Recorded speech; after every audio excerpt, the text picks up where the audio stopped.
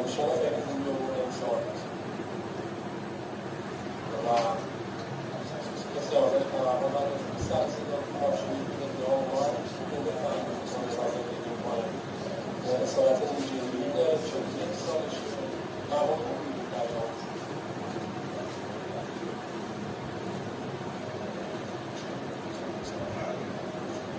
mi ha molto disciplina ma non fare già molto حادی و دل جمعه بر نیست ولی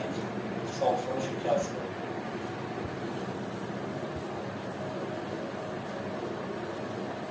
و همونطور که قابل پیش می‌بینیم دوباره رقابت بین نفر پیش دوم مابین اتحاد قهرمان المپیک 2023 و گلاسگو قهرمان المپیک 2023 هست ببینیم چه اتفاقی میفته واقعا من خودم خیلی هیجان دارم آرزو می‌کنم اون اتفاق واقعا رایانش هست امیدوارم این اتفاق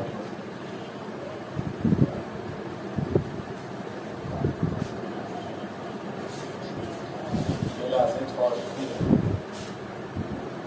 راه متعادل شد با وقتی من کنم من چون چند تدریسی این کار رو نداشته باشیم ورزشگاه رو از ایران که راه متعادل شد با هم وقتی کنم 7 سال کننده دوست نفر مرتب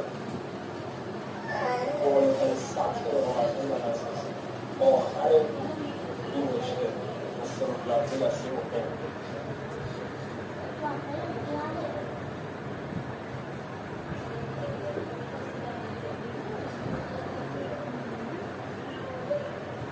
نوشون کامل سرم عادی یا درک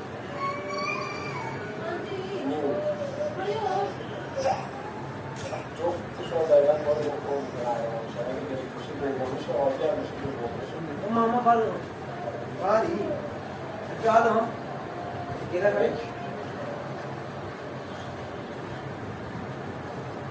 برای ترانسپورت قهرمان مثل جمعه 2028 هیچ اشکالی نداره چی از ارزش مورد عزیز کمده میشه من باید تبریک میگم به ترانسپورت تبریک میگم واقعا قبل هم روز مقدماتی